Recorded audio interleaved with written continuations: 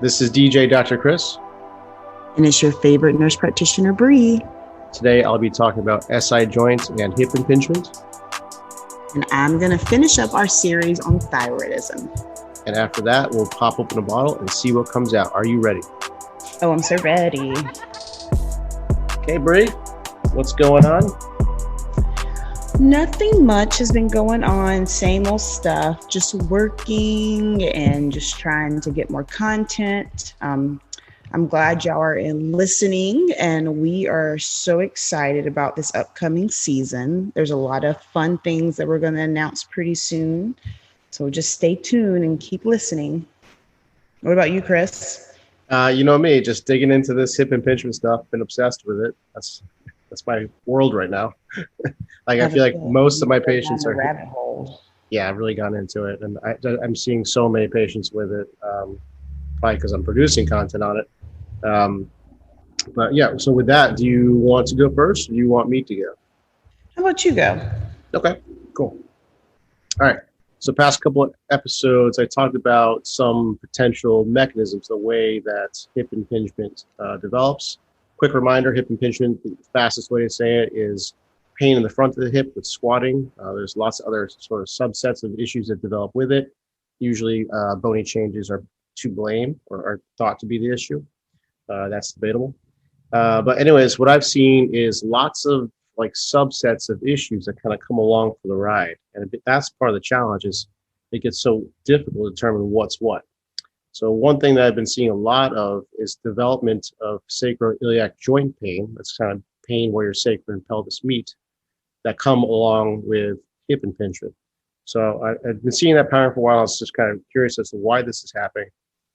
And I dug into the research, and basically, it's a little bit of common sense. The way the body works is if you have an area of stiffness, the neighboring areas tend to be a little loose to kind of pick up the slack. So we see this a lot with like fusions. If you fuse a couple of vertebrae together, they're stuck, they don't move, but you're still human, you still need to move, you still need to rotate. So the vertebrae above and below tend to take on too much, and they get really loose and develop hypermobility issue in time. So kind of similar mechanisms at play with the SI joints. So with hip impingement, you usually lose hip flexion and hip internal rotation. So picture like shaving the back of your leg.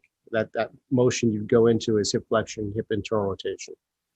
So if you're missing that kind of motion and you do something like squat or lunge or get out of the car, something else has to move where you run out of space. And the SI joint, the sacroiliac joint, tends to take a lot of shear forces because of that loss of range of motion. Sort of a similar analogy would be if you were to reach behind your back to, say, put on a bra, and you didn't have much internal rotation of the shoulder, then the front of your shoulder is going to sort of dump forward and strain the front of your shoulder. It's all kind of the same idea. So the issue with that is you're missing range of motion, restore the range of motion, and you'll take away the shear stresses. Now, there's a couple other things that kind of mimic this I just want to mention, and they kind of overlap with the symptoms. So with hip impingement, you usually get a lot of groin pain. A lot of times you'll find a stiff adductor or groin muscle, but there's also what's called osteitis pubis, where the adductor muscle, where it inserts into the bottom of the pelvis, kind of avulses and pulls that, and it's kind of a tendonitis type pain. So that has a slightly different presentation. That's where your hip goes into external rotation. That's painful. Another thing I wanted to mention too is your pelvis is two bones, right? They meet in the back near the sacrum, and they meet in the front right by the groin. There's a little disc in there, and that area is called pubic symphysis. So the shear forces that happen in the back can also happen in the front and cause another type of groin pain at pubic symphysis. And the last little complication I wanted to add in is sort of there's like a deep sort of buttock pain that goes into this. As the femur rotates into the socket, it sort of pushes backwards into the capsule and kind of levers its way in there and really stresses the capsule out. So these are all very overlapping symptoms, and they get really confusing.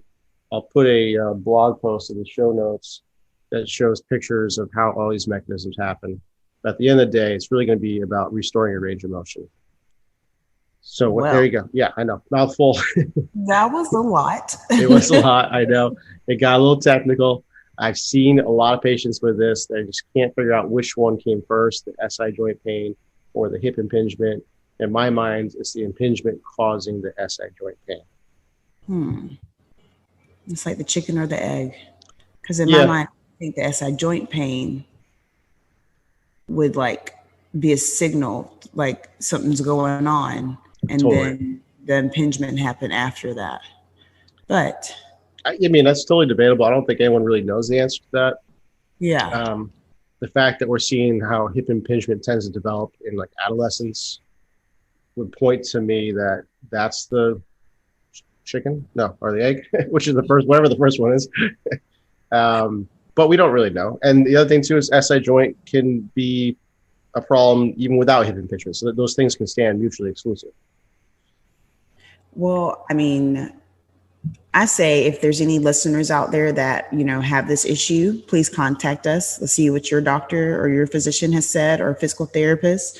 And so we can kind of do like a research project and see like, which did you feel first, or did you not have any symptoms until the end and everything happened at one time? I think that'd be kind of cool. Yeah, absolutely. Email me, call me, find me on Instagram, send me messages. I love talking about this stuff. I can nerd out on this for hours. And DM us on our Instagram page as well. I'm going to be uploading more content to that to try to get it going again. It's hard because I'm trying to figure out what style or what brand I want our Instagram to focus on, but it is, we're collaborating with some people. So you'll see some new stuff coming soon. So in your weekly dose of BS, we're going to finish up the series on hypothyroidism. I've been very interested in this lately, only because I've been diagnosed with hyper right now. And so I've just been trying to do as much research as I can. And that's why I was like, thank you for reaching out and giving me more information, other websites, other people I can speak with. So this that I'm about to talk about with hypo, which is the underactive of the thyroid gland.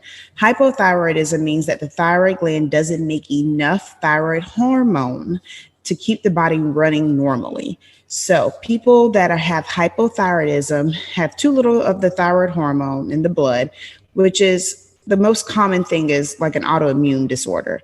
Sometimes stress can bring it on. What we eat, diet, that can bring it on, but most people is called the Hashimoto thyroiditis. And usually that is when you have too much thyroid, then they have to remove the thyroid gland, and then that puts you into hypothyroidism. So let's see. What are some of the symptoms? So when your thyroid level is too low, you can start feeling sluggish. Your body feels like it's slowed down. You can start feeling a lot colder than usual. You are more easily tired. Your skin's drier. You're more forgetful. And sometimes you can be depressed. It can also mess with your bowel system, and you can get constipated. And it's like, what causes it? Besides, like I said, the autoimmune disease, the Hashimoto's thyroiditis, and then you have to go in and have it removed. And then that puts you into hypothyroidism because your body's not making any thyroid hormone. So then you have to take medication to actually have it produce anything. Radiatic, I cannot talk today. Oh my gosh. So you can have radiation treatment that can cause you to go into hypothyroidism. Congenital hypothyroidism, that's when your baby's born. When you're pregnant, they can either put you in hyperthyroidism or it can put you in hypothyroidism. And then certain medications can cause this issue as well. So you pretty much, it's a blood test. You get your blood work drawn, they give you your levels, and then, like I said, you're treated by medication, or depending on what specifically caused the issue, it may just resolve on its own. And then the main thing is just to make sure you follow up with your healthcare provider to make sure your levels are normal. And as long as they're normal, this is not anything that you have to really be too concerned about. So in my 30s, I was feeling all those symptoms you discussed, and I was like, it's my thyroid. So I got my thyroid checked, and it was like, no, you're just getting a little bit older. You're just, yeah. So, And that's what most people, like most patients, they're like, oh, can you check my thyroid? And I'm like, I can check it, but it may be normal. It's just that sometimes your body is just tired and it's just telling you it's tired. But it's always good to just talk to your healthcare provider about it. yeah, I mean, I think getting your blood work is a great idea too. You check your thyroid levels with your blood work, and check testosterone levels. I mean, we know that testosterone declines as we age, and that's a huge contributor to fatigue. So check your blood. Get your blood work. Talk to your doctor. All right. Well, that's some good I'm info, ready Bree. to drink. Yeah. Okay, let's get after it. Oh, and it's so funny. I just got an email saying my peanut butter whiskey's on sale at Total Wine. It knows me so well. It's like every Friday you go shopping. So I tried it, by the way. Did you like it? I liked it, and I was like, that's enough. That's enough. It's a little sweet for the whiskey people out there, but I don't like whiskey, so this actually tastes good to me. It was like a cheap thrill for me. I was like, oh, it does taste like peanut butter, and it's sweet, and I'm good there. And I'm done. No more. So what are you drinking this week, Dr. Chris? Dr. Chris is drinking another delicious Scout and Cellar wine. It's a white Sauvignon Blanc. It's kind of warm out today. I love Sauvignon Blanc on a warm day. It is called Etnico Sauvignon Blanc from Chile. It's really earthy and really crisp. It's I gotta tell you, these Scout and Cellar wines, I'm loving them. They're organic, they're clean. And I gotta tell you, not one hangover yet. I love it.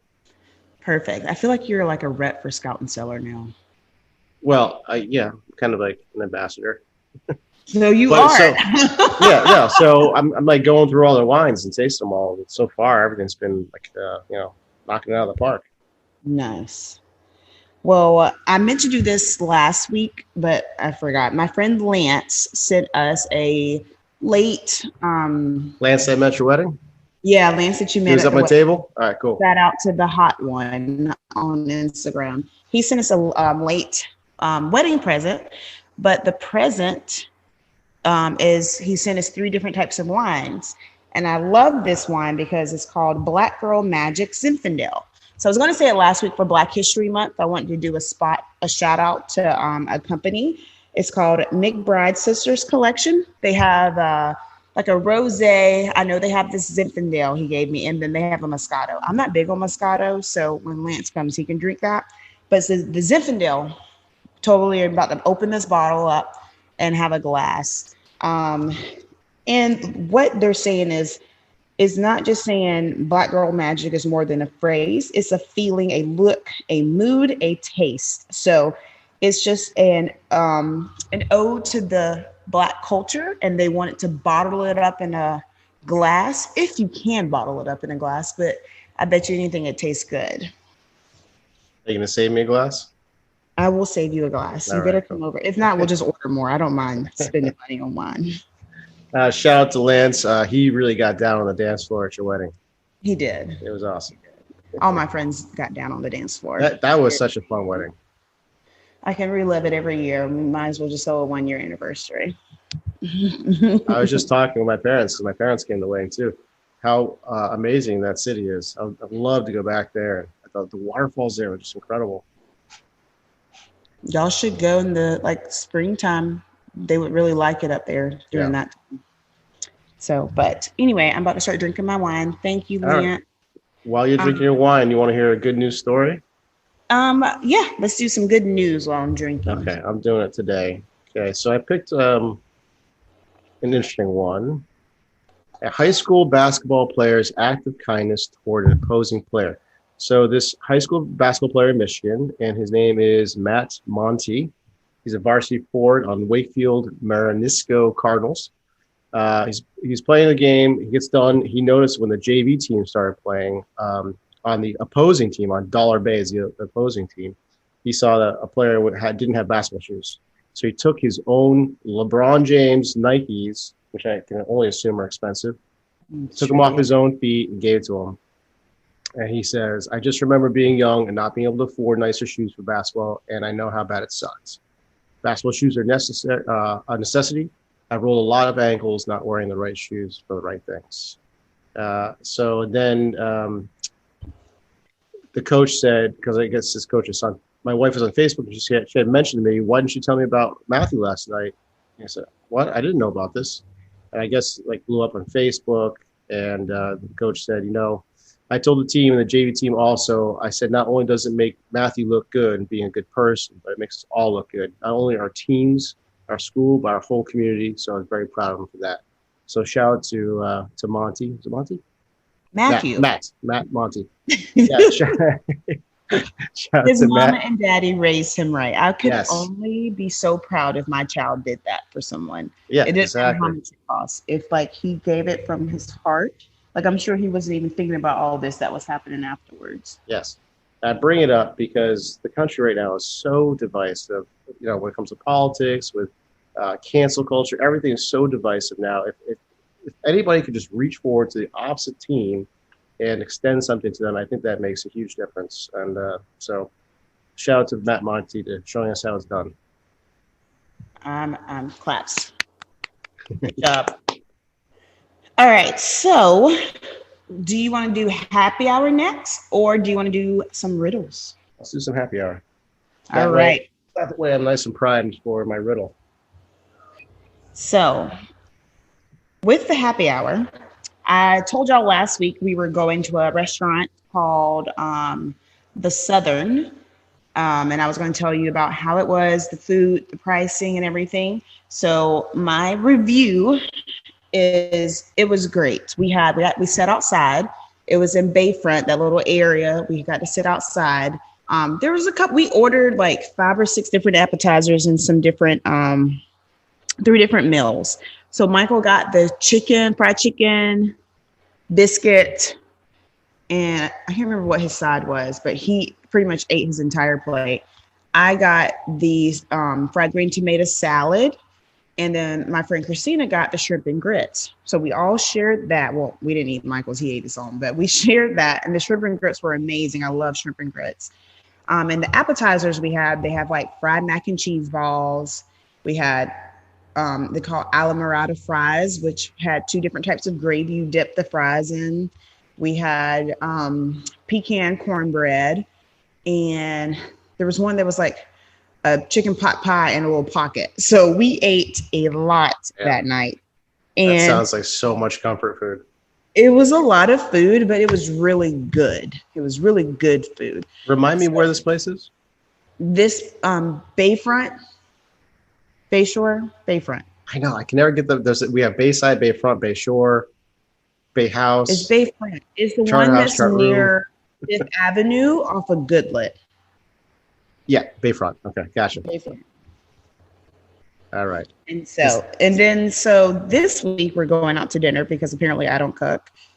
We're going to go just to a sushi restaurant. I'm not sure which one. So once we figure that out, I will be able to give you a review on that next week and tell you how I liked it. Was the sushi good? And if I recommend it or not. I have an idea. I've been into smoking meats lately, and I would love to invite you and Michael over for a nice smoked brisket. That does not sound appetizing to me. What? A brisket? I will come over just to hang out. Like, that's very Southern. Well, it's kind of more Texas, I guess. I was like, a smoked brisket? No, why not? It's delicious.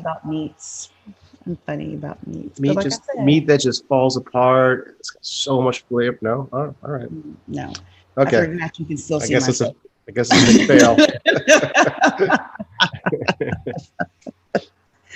All right. Well, my restaurant is the Swan River Market and Restaurants on, where is that?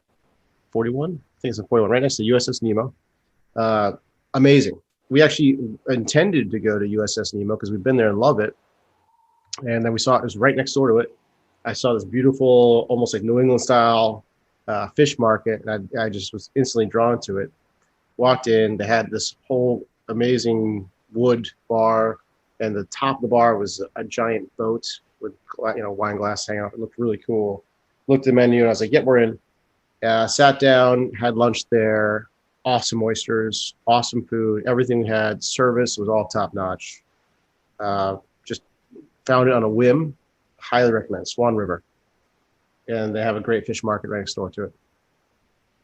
Look at that. I'm ready because I thought you couldn't eat there. I literally just thought it was like you come in, you get your food, and then you leave. So no, a beautiful restaurant. And they have non-Gulf oysters. I don't really like oysters from the Gulf that much. They're it's like big and just a little, just salty and not really flavorful. These have like, well, I don't know if they get different rotations of oysters, but I forget what brand they were or where they are from exactly. But they're the small sort of stressed oysters that came in like a nice brine. Delicious. Well, I'll have to try it out. And they have an excellent New England clam chowder, which is my litmus test.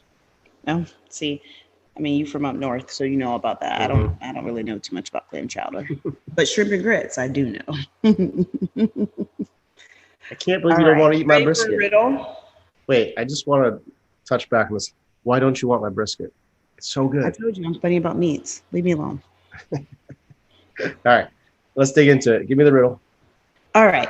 So, Dr. Chris, first one. A clerk in the butcher shop is 5'10". How much does he weigh? Or What? I said that wrong. A clerk in the butcher shop is 5 feet and 10 inches tall. What does he weigh? This is a riddle? Yeah, it's a riddle or a question. Okay. A clerk Uh-huh. in the butcher shop is 5 feet tall, 10 inches. Yes. He weighs 219. That's what I weigh. What does he weigh? You only weigh 219? Well, I've lost some weight since you see me, by the way. I've lost 20 pounds. Well, that must be nice. Yeah, I feel better. Okay. A clerk in the butcher shop, 5'10". How much does he weigh? Clerk in the butcher shop. Clerk. Yes. A clerk in a butcher shop is 5 feet and 10 inches tall. What does he weigh? Can you give me a hint? I pretty much messed it up in the beginning. Is that your hint? Mhm. Can you remess up? So this man is a clerk at a butcher shop and he's 5 foot and 10 inches tall. So what does he weigh?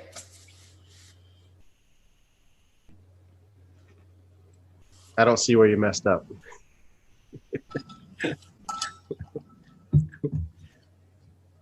What does a clerk do? He weighs gold. He weighs gold? I don't know what kind of clerk is he? Let's see. Clerk? What the hell's a clerk? A clerk at a butcher shop. I guess he works at a butcher shop. Oh. Hello. He weighs meat. There you go. That was simple. Yes. These always make me feel so dumb. Okay. A doctor gives you 3 pills, telling you to take one every half hour. How long would the pills last? Depends on their half-life. I think you're thinking too hard. Okay, say it one more time. A doctor gives you 3 pills and then tells you to take them every half hour. Yep. How long does each one last? A doctor gives you 3 pills, telling you to take one every half hour. How long would the pills last? Well, you'd have all 3 in an hour and a half, so 90 minutes. Wrong. No, 60 minutes. There you go. Yeah, because you've taken the third one at the second interval. Done. Got it. Got it. Nailed it. Good job, Dr. Chris. All right, what else you got? Oh, that's it for this week. Just 2? All right. I'm 2 for 2. 2 for 2. I'm Ish. proud of you. All right. Anything else to discuss today? How's Michael? Are we gonna get him back on the podcast? Probably no time soon. Why not? No, he's fine. We just are trying to focus. He has a lot of work that he started a new roofing business, so he's been very busy with that. So no, we probably won't get him on the podcast until that settles down and he's able to be at home more. Okay. All right.